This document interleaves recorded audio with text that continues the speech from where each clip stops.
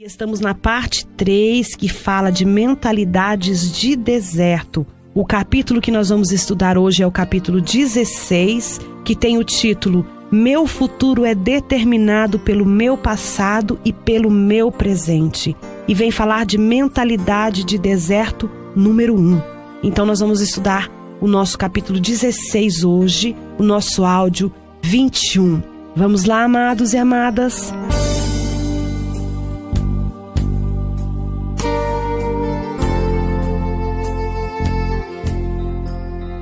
O livro de Provérbios 29:18 diz: Não havendo profecia, o povo se corrompe.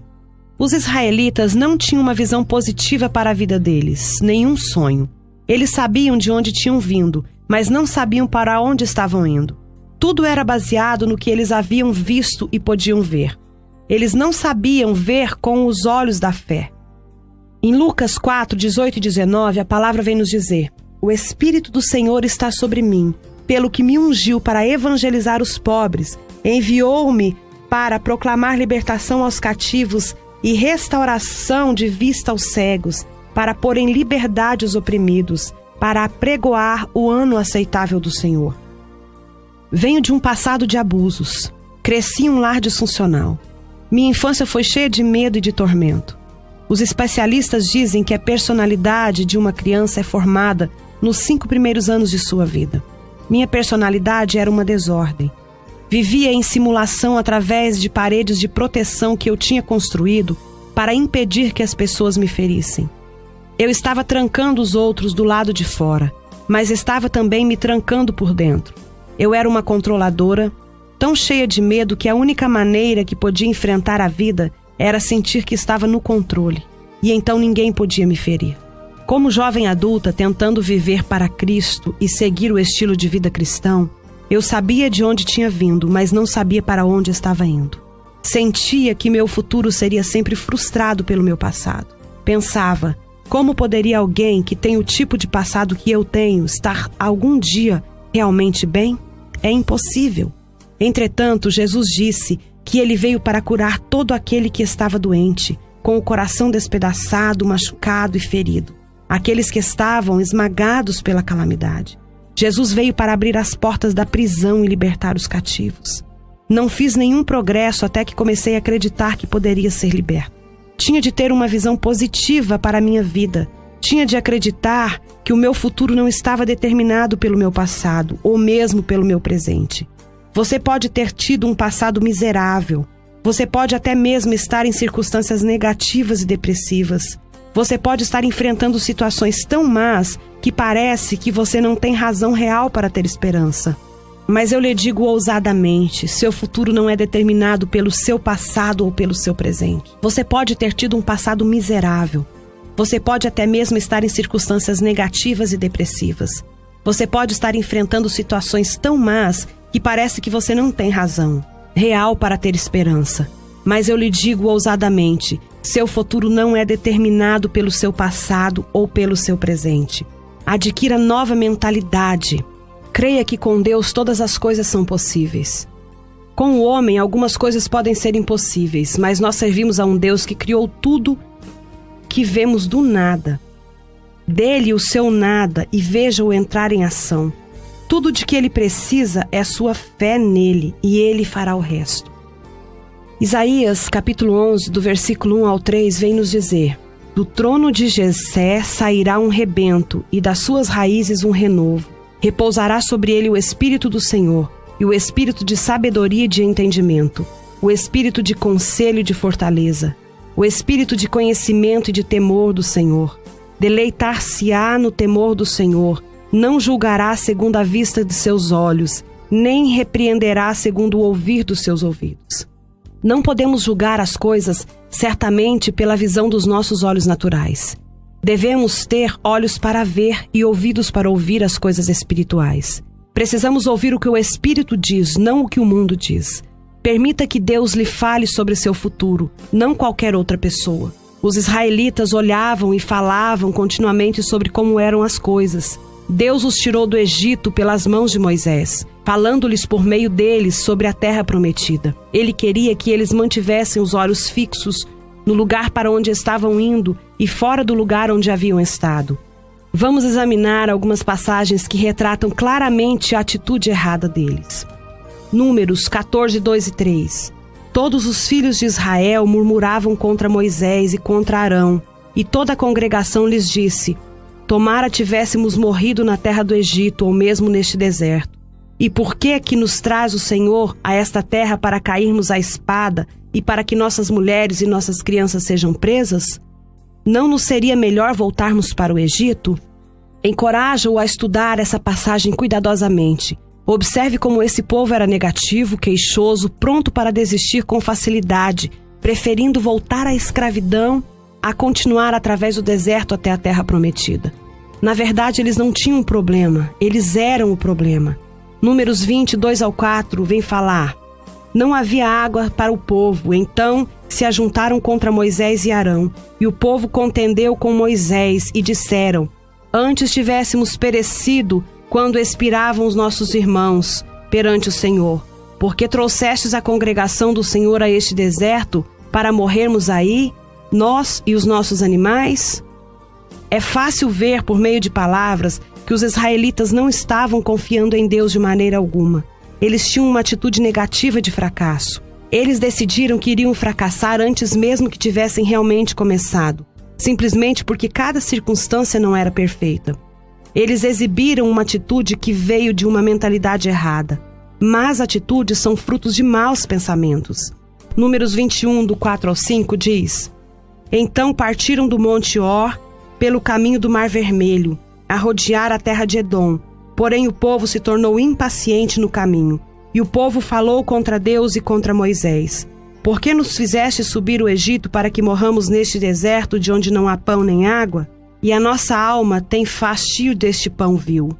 Juntamente com as outras atitudes más que já vimos nos versículos anteriores, nessa passagem nós vemos evidências nos israelitas de uma tremenda falta de gratidão.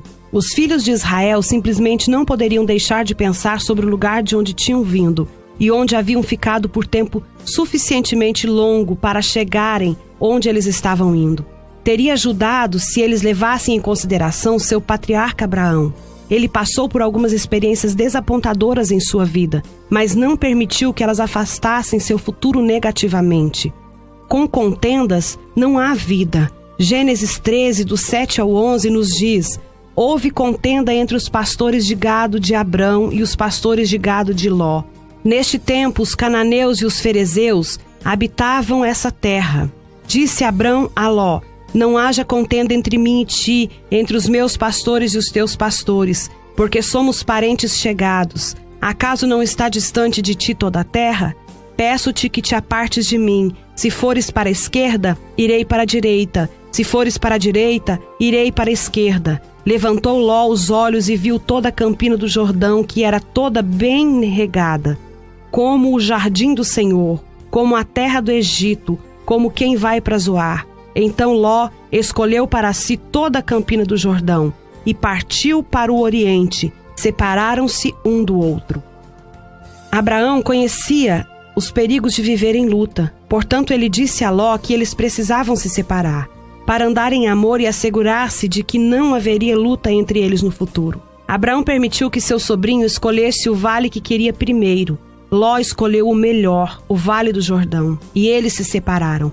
Devemos nos lembrar de que Ló nada tinha até que Abraão o abençoasse. Pense na atitude que Abraão poderia ter tido, mas escolheu não ter. Ele sabia que se agisse adequadamente, Deus tomaria conta dele.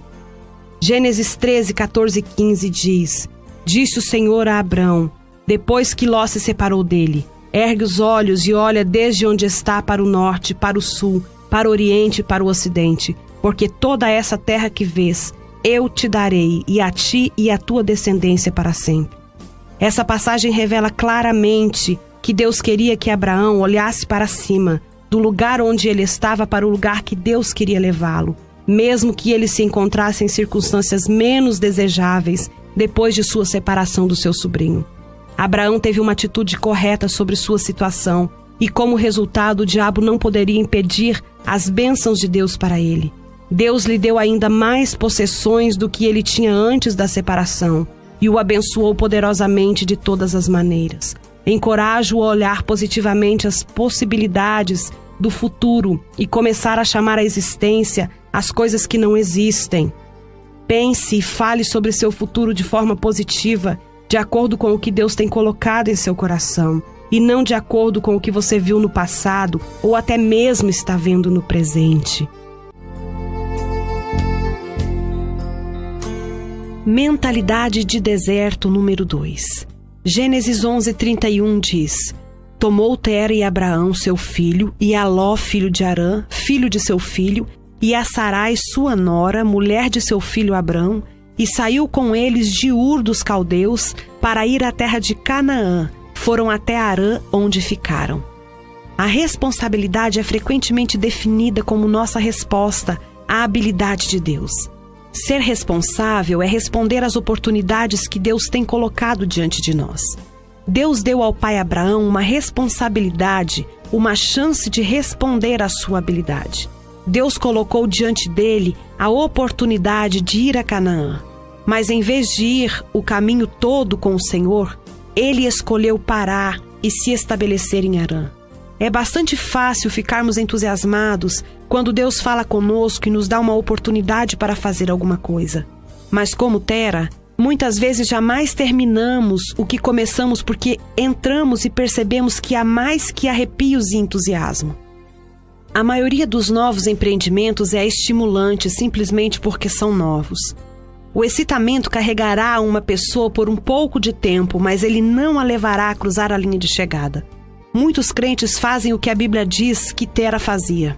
Muitos crentes fazem o que a Bíblia diz que Tera fez. Eles partem para um lugar e se estabelecem em algum outro ao longo do caminho. Eles ficam cansados e exaustos. Eles gostariam de terminar seu trajeto, mas realmente não querem a responsabilidade que vem com isso. Se alguém o fizer por eles, eles adorariam colher a glória, mas isso simplesmente não funciona assim. Porque a responsabilidade pessoal não pode ser delegada. Veja o que diz Êxodo 32, do 30 ao 32. No dia seguinte, disse Moisés ao povo: Vós comeste grande pecado, agora, porém, subirei ao Senhor, e porventura farei propiciação pelo vosso pecado. Tornou Moisés ao Senhor e disse: Ora, o povo cometeu grande pecado, fazendo para si deuses de ouro. Agora, pois, perdoa-lhe o pecado, ou, se não, risca-me, peço-te, do livro que escreveste. Em minha leitura e estudo, notei que os israelitas não queriam assumir responsabilidade por nada. Moisés fazia as orações deles, ele buscava a Deus por eles, ele até mesmo se arrependeu por eles quando se envolveram em problemas. Um bebê não tem nenhuma responsabilidade, mas à medida que a criança cresce, espera-se que assuma mais e mais responsabilidades. Um dos principais papéis de um pai é ensinar seus filhos a aceitar responsabilidade. Deus deseja ensinar a mesma coisa aos seus filhos. O Senhor me deu uma oportunidade para ser ministra em tempo integral, para ensinar a palavra na rádio, na televisão, para pregar o evangelho em todos os Estados Unidos e em outros países. Mas asseguro que há o lado da responsabilidade deste chamado, do qual muitos nada sabem. Muitas pessoas dizem que querem ser ministros porque pensam que isso é um evento espiritual contínuo. Muitas vezes as pessoas se inscrevem para um emprego em nossa organização, pensando que a maior coisa que poderia acontecer com elas seria tornar-se uma parte de um ministério cristão. Mais tarde descobrem que têm de trabalhar lá o mesmo que em qualquer outro lugar. Tem de se levantar e chegar na hora, submeter-se à autoridade, seguir uma rotina diária, etc. Quando as pessoas dizem que querem vir trabalhar conosco, digo-lhes que não flutuamos em torno de uma nuvem o dia inteiro cantando aleluia. Trabalhamos e trabalhamos muito.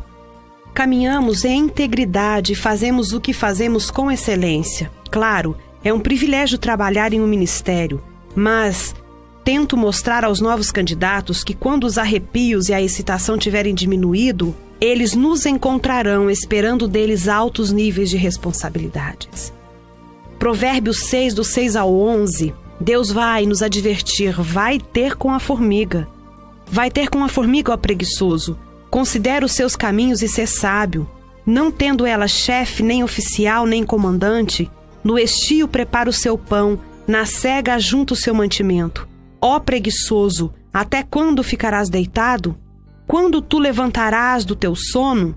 Um pouco para dormir, um pouco para tosquenejar, um pouco para escruzar os braços em repouso. Assim sobrevirá a tua pobreza como um ladrão e a tua necessidade como um homem armado. Essa mentalidade preguiçosa que os israelitas tinham era uma das coisas que os mantiveram por 40 anos no deserto, fazendo uma viagem de 11 dias. Gosto de ler essa passagem de Provérbios na qual nossa atenção é chamada para a formiga, que sem ter qualquer supervisor ou capataz, supre a si própria e a sua família. Pessoas que sempre têm de ter alguém empurrando-as, realmente jamais farão qualquer coisa grande.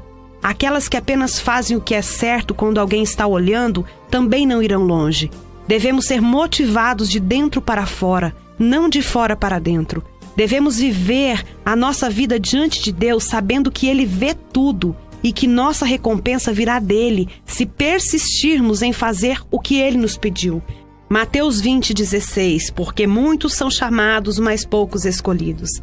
Certa vez ouvi um professor de Bíblia dizer que esse verso significa que muitos são chamados ou lhe é dada uma oportunidade para fazer alguma coisa para o Senhor, mas muito poucos desejam assumir a responsabilidade para responder esse chamado.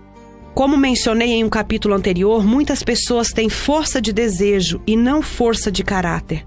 Pessoas com mentalidade de deserto querem ter tudo e fazer nada. Levante-se e vá. Olha o que diz Josué 1, do 1 ao 3. Sucedeu, depois da morte de Moisés, servo do Senhor, que este falou a Josué, filho de Num, servidor de Moisés, dizendo: Moisés, meu servo, é morto. Dispõe-te agora, passa este Jordão, tu e todo este povo, à terra que te dou aos filhos de Israel. Todo lugar que pisar a planta do vosso pé, vô-lo tenho dado, como eu prometi a Moisés. Quando Deus disse a Josué que Moisés estava morto e ele devia tomar o seu lugar e conduzir o povo através do Jordão à terra prometida, isso significava muita responsabilidade nova para Josué. O mesmo é verdade para nós quando nos adiantamos para reclamar nossa herança espiritual. Jamais teremos o privilégio de ministrar sobre a unção de Deus se não desejarmos assumir nossa responsabilidade seriamente. Agora é tempo favorável. Em Eclesiastes 11:4 diz: quem somente observa o tempo nunca semeará, e o que olha para as nuvens nunca cegará. Em 1993, quando Deus mostrou a mim e ao Dave que Ele queria que fôssemos à TV, Ele disse: estou lhes dando a oportunidade de ir à televisão, mas se vocês não aproveitarem essa oportunidade agora, ela jamais se apresentará a vocês de novo. Talvez se Deus não nos deixasse saber que a oportunidade era para aquele momento em particular apenas, poderíamos ter procrastinado. Afinal de contas, estávamos finalmente em uma posição em que poderíamos nos sentir confortáveis. Por 9 anos estivemos no processo de dar à luz aos ministérios Viva na Palavra. Agora, Deus subitamente está nos dando uma oportunidade para alcançar mais pessoas, o que desejávamos fazer de todo o nosso coração. Entretanto, para fazer isso, teríamos de deixar nossa posição confortável e assumir novas responsabilidades. Quando o Senhor pede ao seu povo que faça alguma coisa, há uma tentação para esperar por uma época conveniente. Há sempre uma tendência para reter até que não nos custe nada ou não seja tão difícil. Encorajo-o a ser uma pessoa que não tenha medo de responsabilidade. Ao encontrar resistência, você construirá sua força. Se fizer apenas o que é fácil, sempre permanecerá fraco. Deus espera que sejamos responsáveis e tomemos conta de tudo o que Ele nos dá. Façamos alguma coisa com isso que produza bom fruto. Se não usarmos os dons e talentos que Ele tem nos dado, então não estaremos sendo responsáveis com o que Ele tem nos confiado. Esteja sempre preparado. Em Mateus 25:13 diz: vigiai, pois, porque não sabeis o dia nem a hora.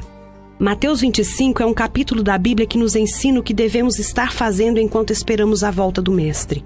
Os primeiros 12 versos mostram as 10 virgens, 5 que eram tolas e 5 que eram sábias. As tolas não queriam fazer nada de extra para estarem certas de que estavam preparadas para encontrar o noivo, enquanto ele retornasse.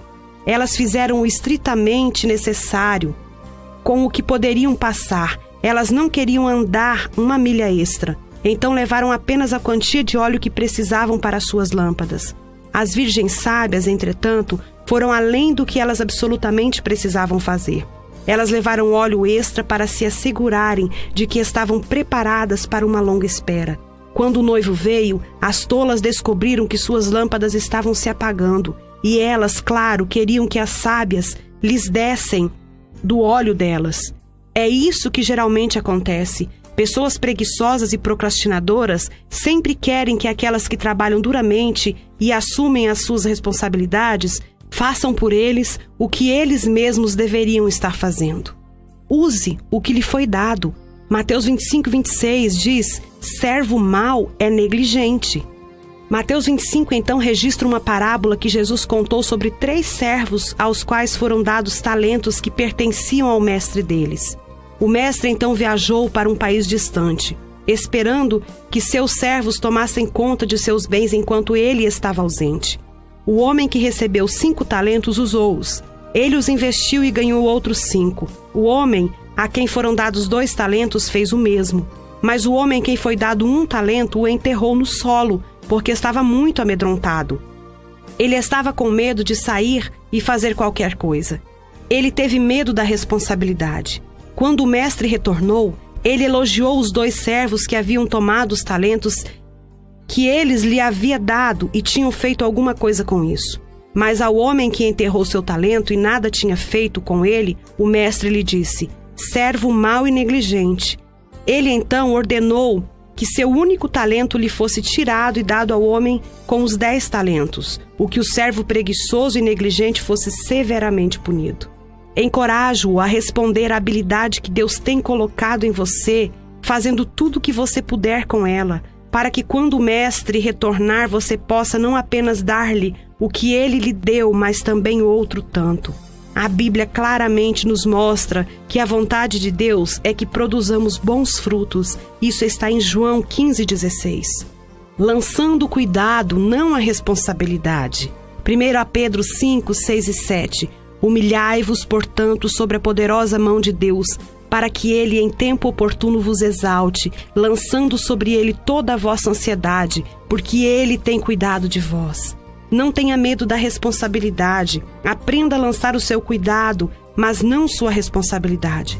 Algumas pessoas aprendem a não se preocupar com coisa alguma, tornando-se especialistas em lançar seu cuidado. Elas se tornam tão confortáveis que também lançam sua responsabilidade. Ajuste sua mente para fazer o que está à sua frente e não fuja de nada só porque parece desafiador. Lembre-se sempre de que se Deus lhe dá tudo o que você pede, há uma responsabilidade que vem junto com a bênção. Se você tem uma casa e um carro, Deus espera que você tome conta disso. Demônios da preguiça podem atacar sua mente e seus sentimentos, mas você tem a mente de Cristo. Você certamente pode reconhecer o engano do diabo e ir além dos seus sentimentos e fazer o que sabe que é certo. Pedir por alguma coisa é fácil. Ser responsável por ela é a parte que desenvolve o caráter. Recordo-me de uma época em que fiquei tentando convencer meu marido a comprar uma casa perto de um lago, um lugar onde pudéssemos ir para descansar, orar e estudar. Um lugar para fugir de tudo. Disse-lhe como seria maravilhoso, como nossos filhos e netos poderiam usufruí-la, e mesmo como poderíamos levar nossa liderança para lá e ter encontros de negócios e tempos gloriosos em oração juntos. Tudo parecia muito bom e era muito bom para o meu emocional. Mas Dave ficava me dizendo tudo o que teríamos de fazer para cuidar dela. Ele me lembrou de como já éramos ocupados e que não tínhamos tempo para assumir a responsabilidade de outra casa. Ele me falou sobre o cuidado com a grama, manutenção dos pagamentos, etc. Ele disse que seria melhor alugar um lugar quando precisássemos sair e não assumir a responsabilidade de ter um. Eu estava olhando para o lado emocional do assunto e ele para o lado prático. Sempre que tomamos uma decisão, devemos olhar para ambos os lados. Não apenas o que será agradável, mas a responsabilidade que exigirá. Um lar junto a um lago é perfeitamente bom para aqueles que têm tempo para colocar nele, mas nós não realmente o tínhamos. Bem, no íntimo eu já sabia disso, mas de vez em quando, durante um ano, tentei convencer Dave a comprar um. Estou feliz porque ele se manteve firme. Se ele não tivesse, tenho certeza de que teríamos comprado a casa e manteríamos por algum tempo.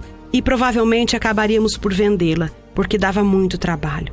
Quando isso terminou, amigos nossos compraram uma casa junto ao lago e nos deixaram usá-la quando nossa agenda e a deles permitiam.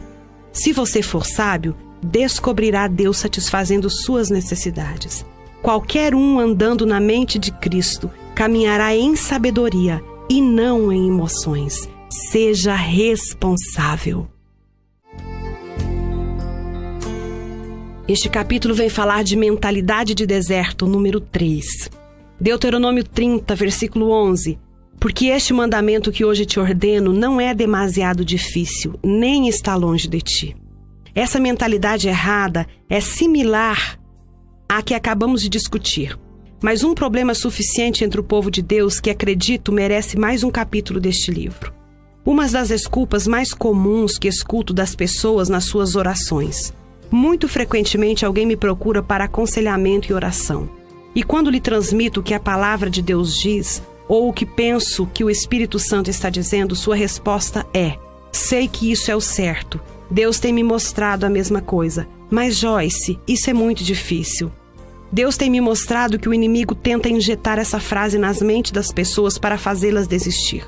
Alguns anos atrás, quando Deus me revelou sua verdade, Ele me instruiu a parar de dizer como as coisas eram difíceis, assegurando-me de que, se assim o fizesse, as coisas tornariam mais fáceis.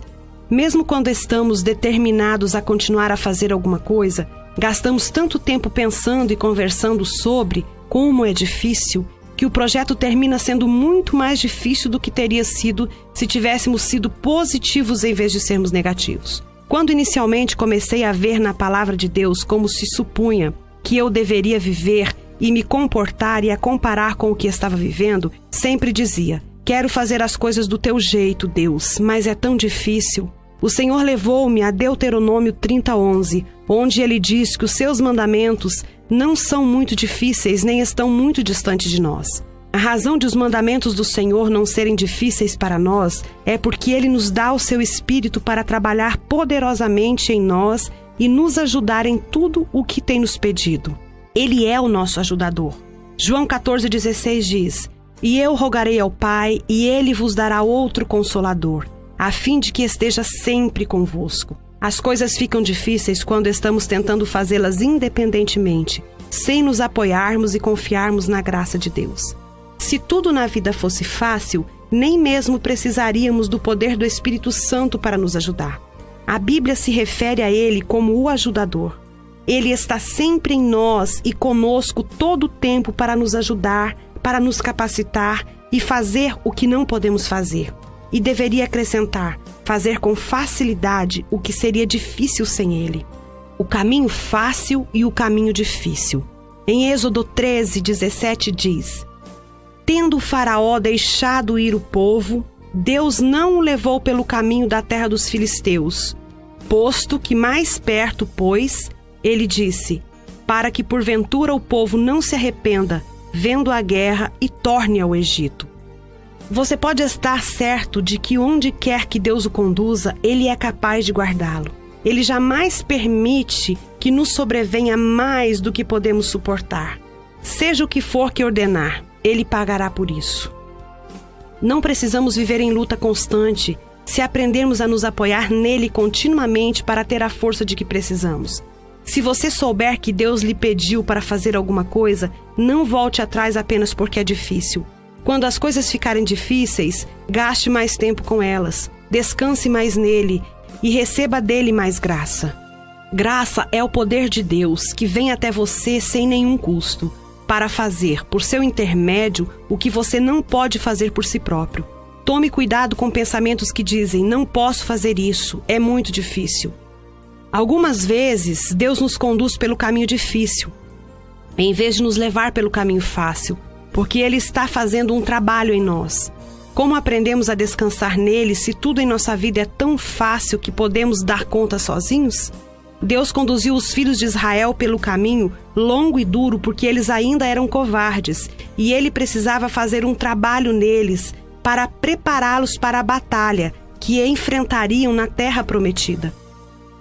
A maioria das pessoas pensa que entrar na Terra Prometida significa não mais lutas, mas isso não está correto. Se você ler os registros do que aconteceu depois que os israelitas atravessaram o Jordão e entraram para possuir a Terra da Promessa, verá que eles lutaram uma batalha após a outra. Mas eles venceram todas as batalhas na força de Deus e sob a direção dele. Deus os conduziu para a rota mais longa e mais difícil, ainda que houvessem uma mais curta e mais fácil, porque ele sabia que eles não estavam prontos para as batalhas que enfrentariam ao possuir a terra.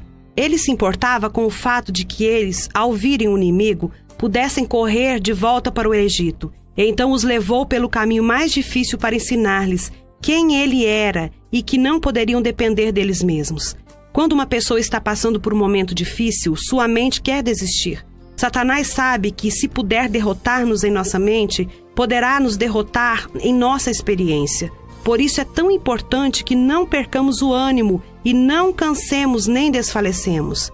Em Gálatas 6:9 diz: "E não nos cansemos de fazer o bem, porque a seu tempo ceifaremos, senão desfaleceremos." Perder o ânimo e desfalecer significa desistir na mente. O Espírito Santo nos diz para não desistirmos em nossa mente, porque se persistirmos, finalmente colheremos.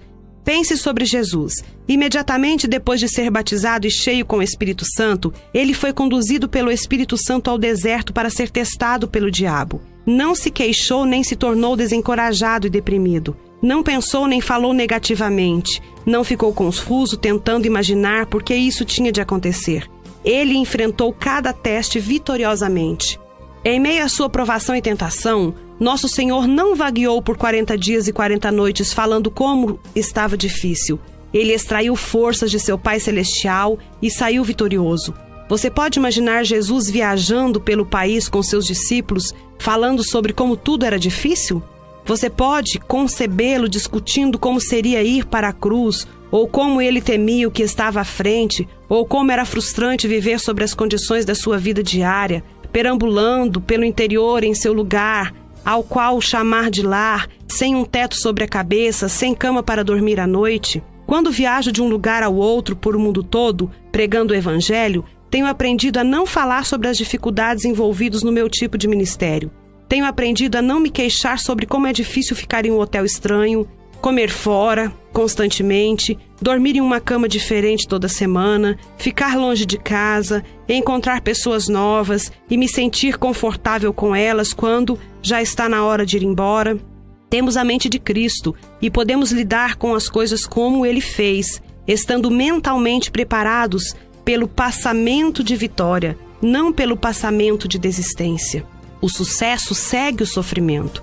1 Pedro 4:1 e 2 diz: "Ora, tendo Cristo sofrido na carne, armai-vos também vós do mesmo pensamento, pois aquele que sofreu na carne deixou o pecado, para que no tempo que vos resta na carne, já não viveis de acordo com as paixões dos homens, mas segundo a vontade de Deus." Essa passagem nos ensina um segredo no que diz respeito a como sobreviver às coisas em tempos difíceis.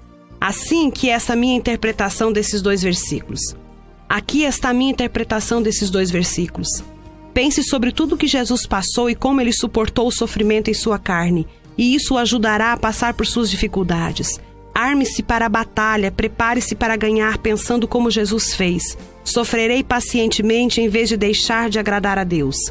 Porque se eu sofrer tendo a mente de Cristo nessa direção, não mais estarei vivendo para agradar a mim mesmo, fazendo tudo o que é fácil e fugindo de tudo que é difícil, mas serei capaz de viver para o que Deus deseja e não pelos meus sentimentos e pensamentos carnais.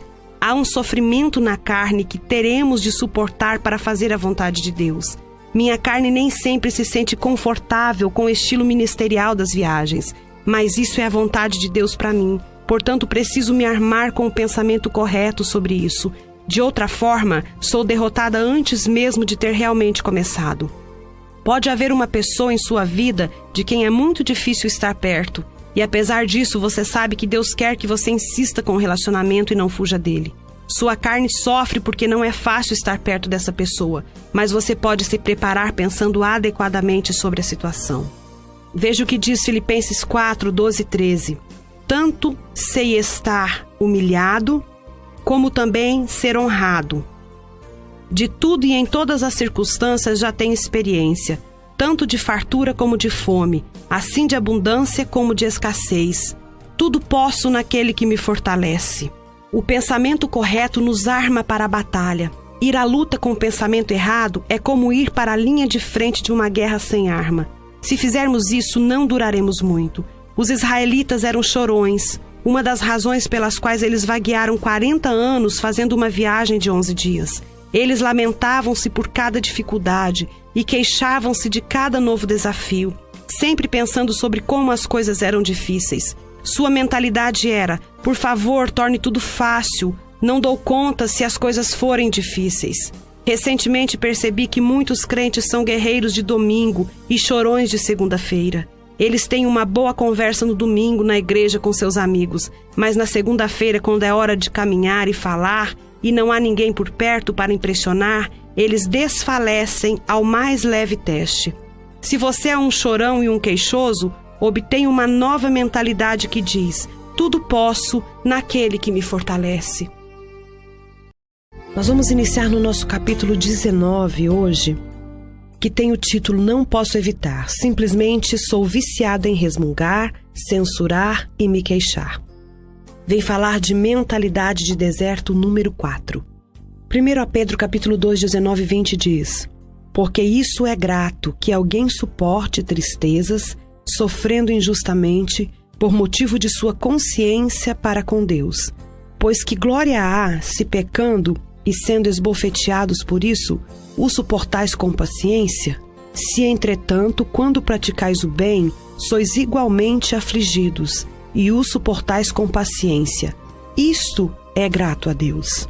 Até que aprendamos a glorificar a Deus com nossas atitudes durante tempos difíceis, não seremos libertos.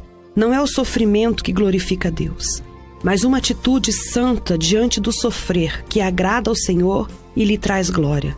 Se vamos obter desses versículos o que Deus quer que tenhamos, teremos de lê-los vagarosamente e digerir cada frase e cada sentença completamente. Admito que os estudei por anos tentando entender por que agravava tanto a Deus ver-me sofrer quando a Bíblia declara claramente que Jesus levou meus sofrimentos e dores da punição. Passaram-me muitos anos antes que eu percebesse que o foco desse versículo em 1 Pedro não é o sofrimento, mas a atitude que alguém deveria ter no sofrimento. Observe a palavra pacientemente, usada nesta passagem, que diz que se alguém nos trata mal e nós suportamos pacientemente, isso é agradável a Deus. O que o agrada é nossa atitude paciente e não o sofrimento. Para nos encorajar em nosso sofrimento, somos exortados a ver como Jesus lidou com os ataques injustos endereçados a Ele. Temos que ter Jesus como nosso exemplo.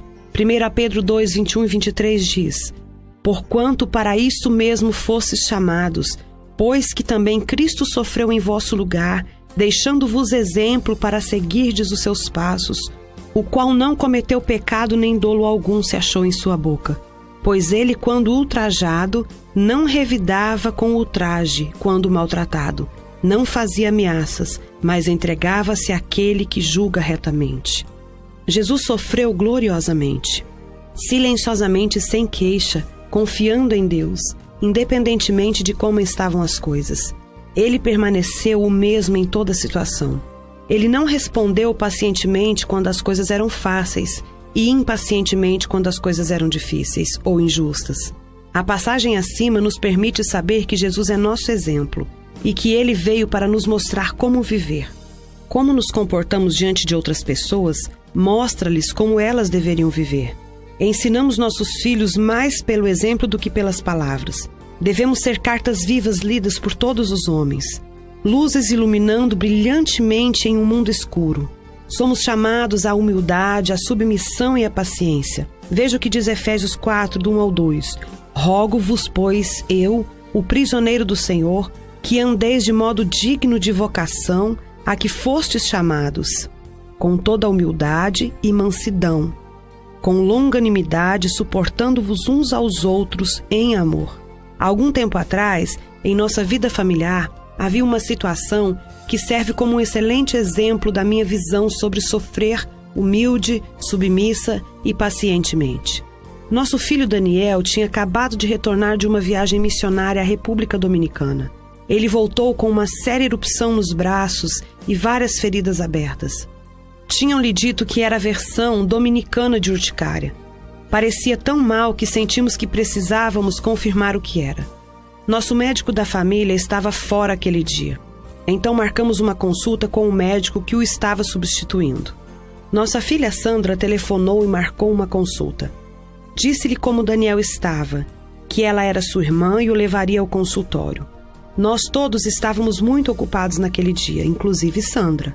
Depois de dirigir 45 minutos, ela chegou ao consultório onde lhe disseram: "Oh, desculpe-me, mas é nossa norma não atender menores desacompanhados de um dos pais." Sandra explicou que quando ligou, ela tinha dito especificamente que estaria trazendo seu irmão, que ela frequentemente o levava ao médico por causa das nossas viagens. A enfermeira manteve-se firme em que ela precisava ter um dos pais com ele. Sandra tinha a oportunidade de sentir-se irritada. Ela havia se esforçado para acrescentar essa incumbência ao seu já apertado esquema apenas para descobrir que seus planejamentos e esforços foram todos em vão. Ela tinha outros 45 minutos de viagem de volta esperando por ela, e tudo parecia um grande desperdício de tempo. Deus a ajudou a manter-se calma e amável. Ela chamou Dave, que estava visitando a mãe dele, e ele disse que viria e cuidaria da situação. Dave sentiu-se direcionado a passar pelo nosso escritório e a apanhar alguns dos meus livros e fitas, sem mesmo saber o que faria com eles. Ele apenas sentiu que deveria apanhá-los. Quando ele chegou ao consultório do médico, a mulher que estava registrando os pacientes perguntou a Dave se ele era um ministro e se era casado com Joyce Meyer.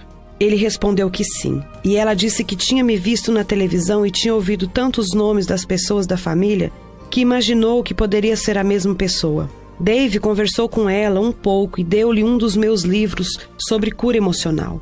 Meu motivo em contar-lhe essa história é que se Sandra tivesse perdido a calma e ficado impaciente, seu testemunho ficaria marcado, se não arruinado.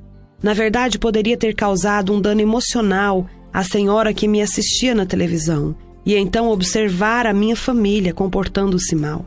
Muitas pessoas no mundo estão tentando encontrar Deus, e o que nós lhe mostramos é muito mais importante do que o que lhes estamos dizendo. É importante, é claro, que verbalmente compartilhemos o Evangelho, mas fazer isso e negar o que dizemos com nosso comportamento é pior do que não dizer nada. Sandra suportou pacientemente seu sofrimento naquela situação, e a palavra de Deus afirma que somos chamados para esse tipo de comportamento e atitude. Vamos ver sobre o sofrimento paciente de José.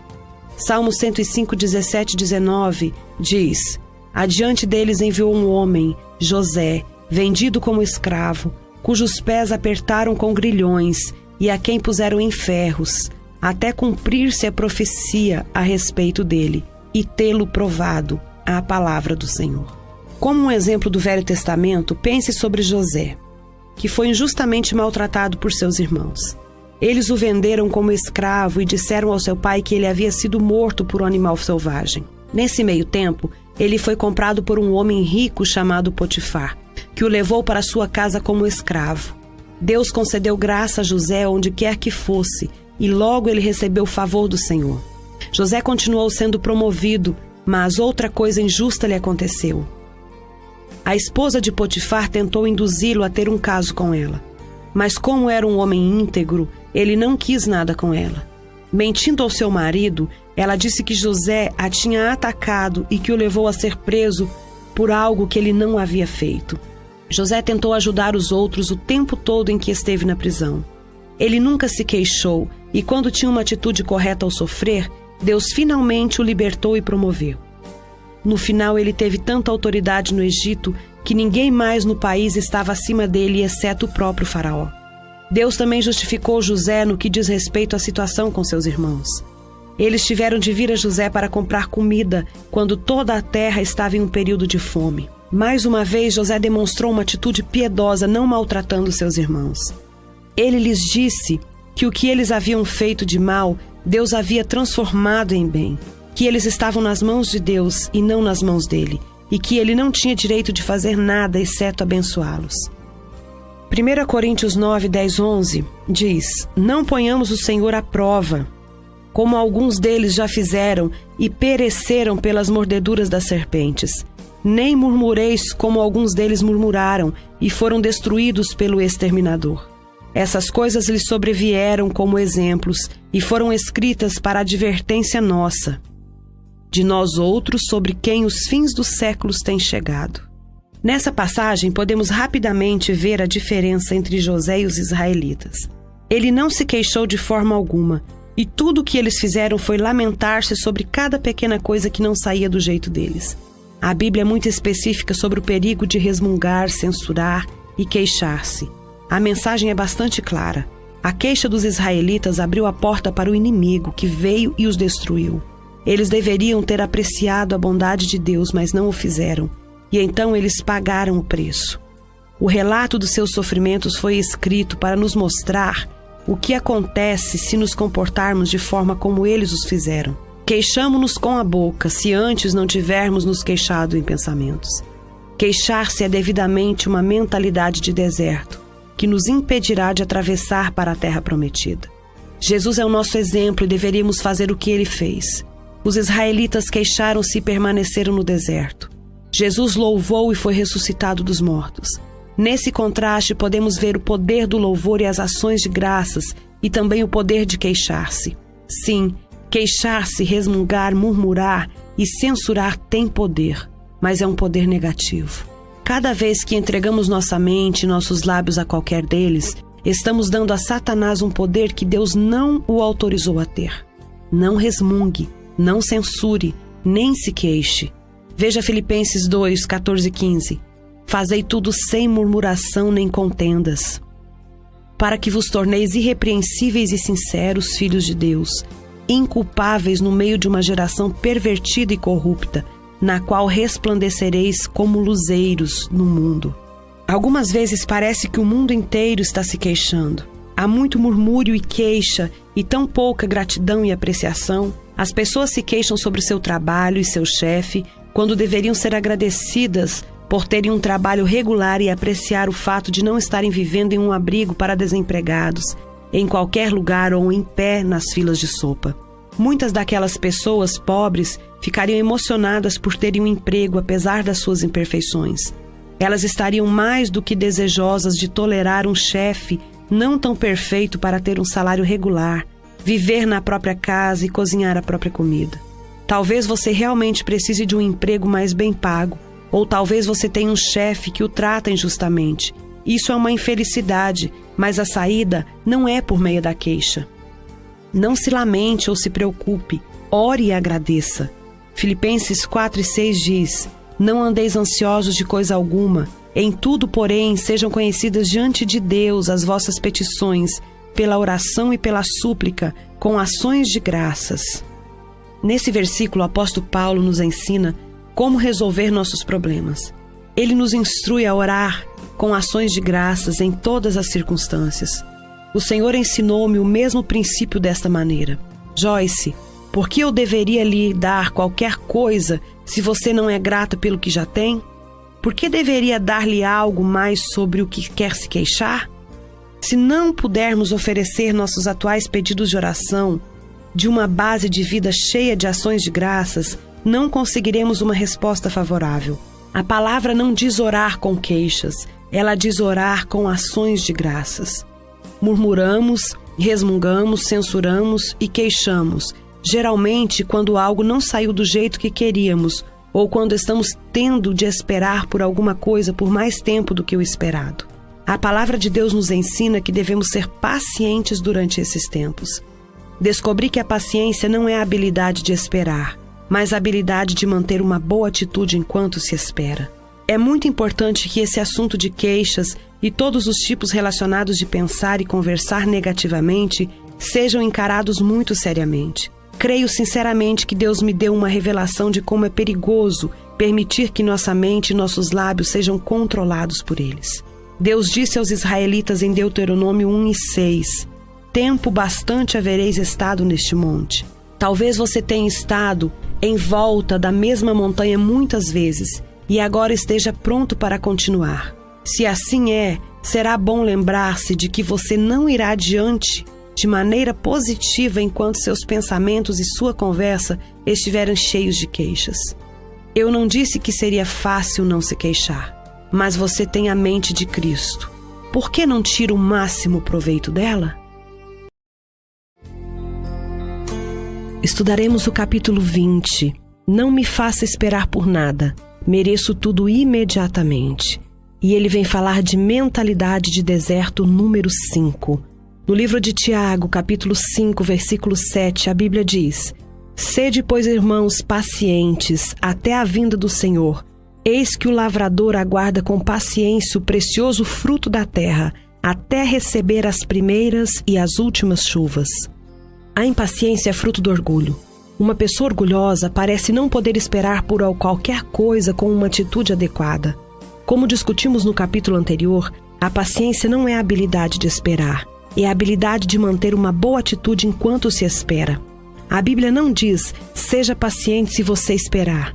Ela diz, seja paciente enquanto você esperar. Esperar é parte da vida. Muitas pessoas não esperam bem e, no entanto, na verdade, gastamos mais tempo em nossa vida esperando do que recebendo. O que quero dizer é isto: pedimos alguma coisa a Deus em oração, crendo, e então esperamos pela sua manifestação. Quando Ele chega, nós nos regozijamos porque finalmente recebemos o que estávamos esperando.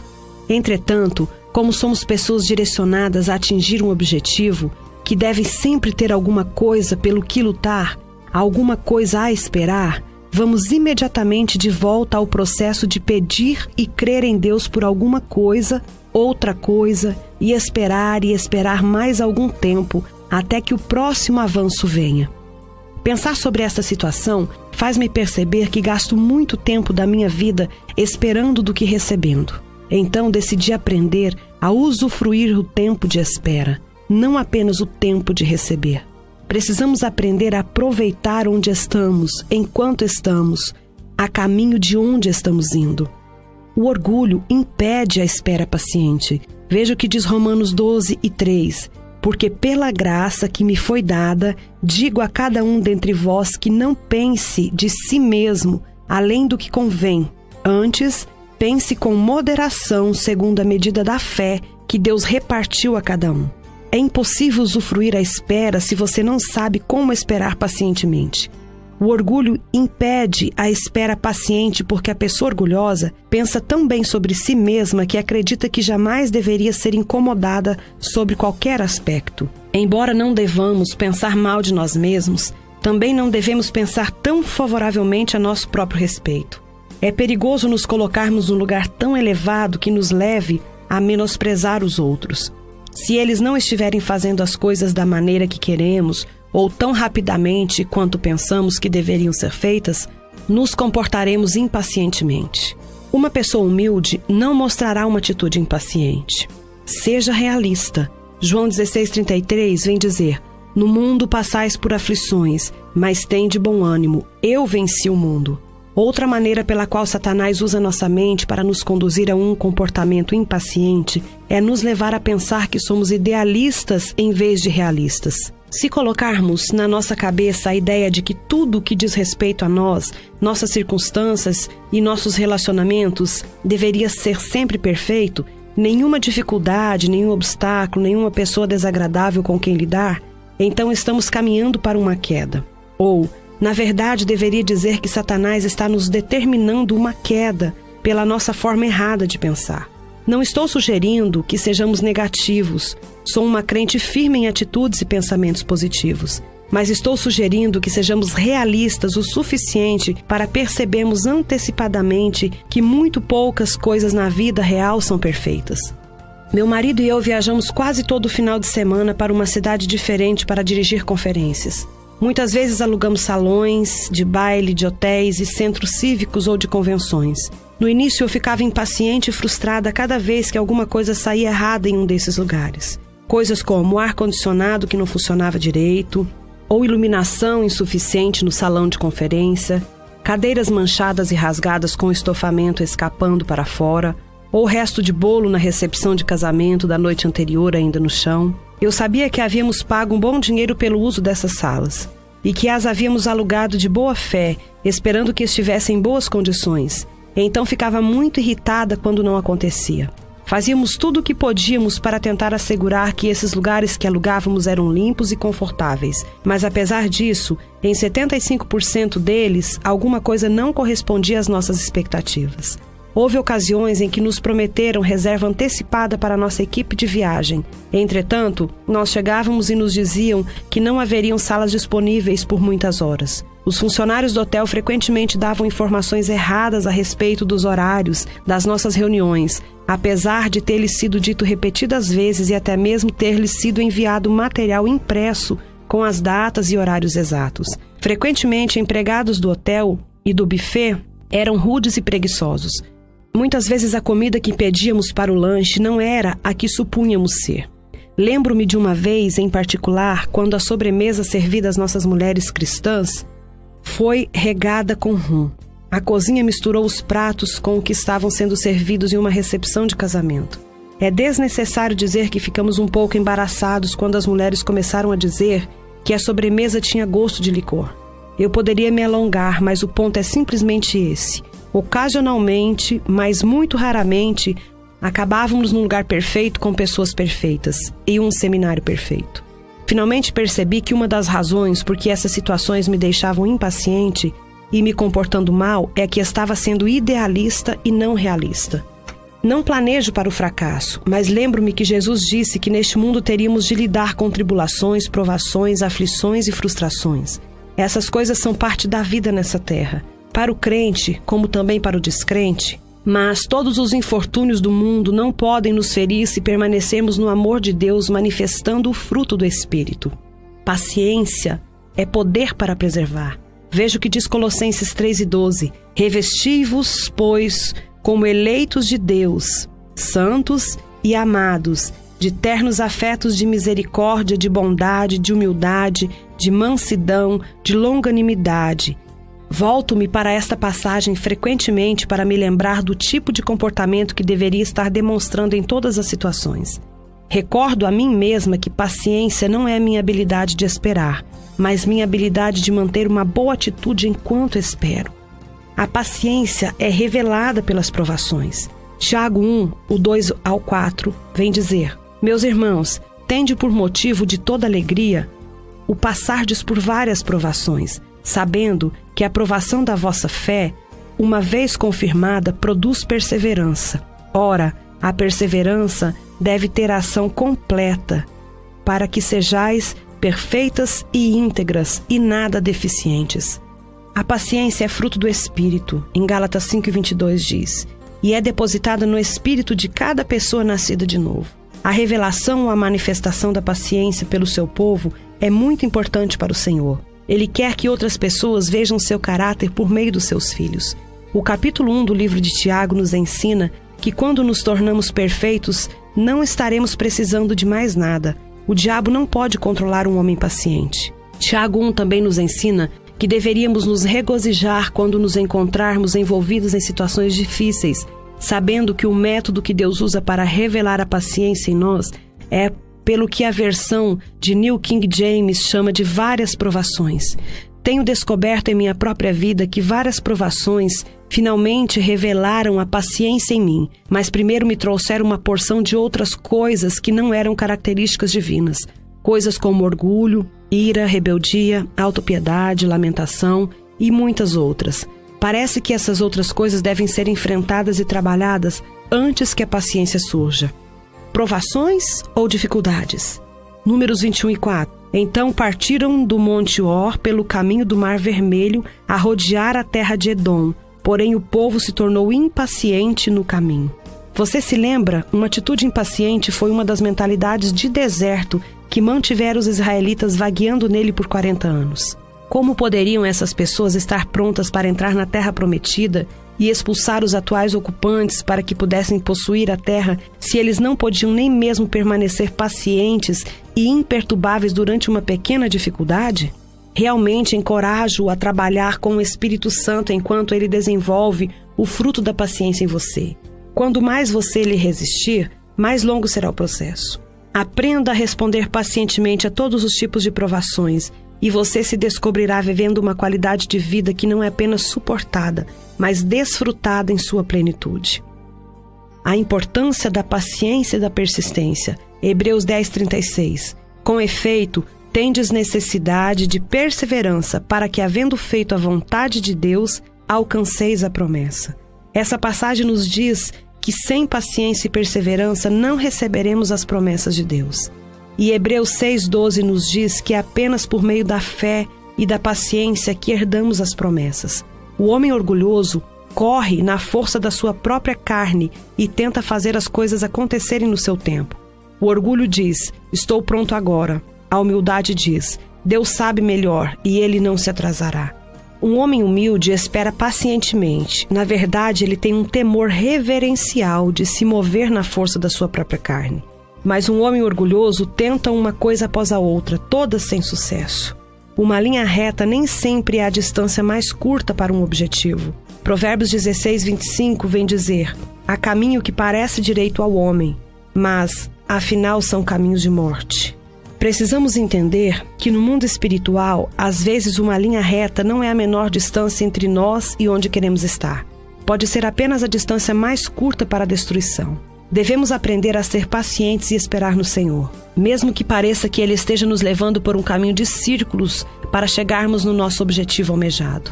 Há multidões de cristãos infelizes, vazios no mundo, simplesmente porque eles estão tentando fazer alguma coisa acontecer, em vez de esperar pacientemente que Deus faça com que as coisas aconteçam em seu próprio tempo e da sua própria maneira.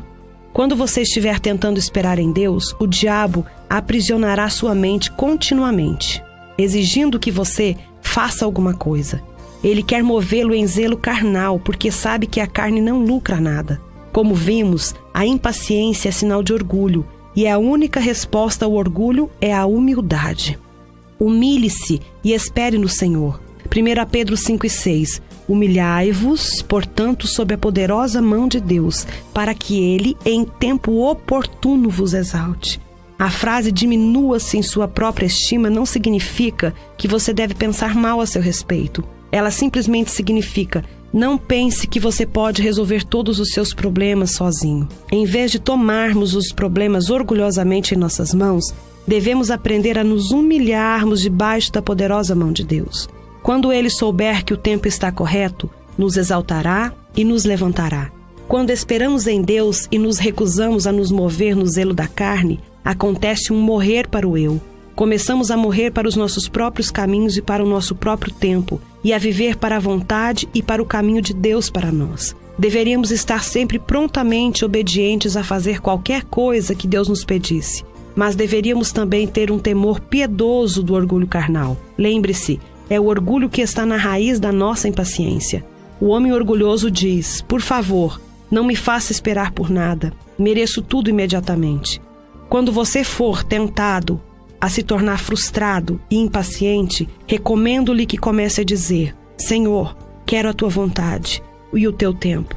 Não quero estar na tua frente, nem quero estar atrás de ti. Ajuda-me, Pai, a esperar pacientemente em ti.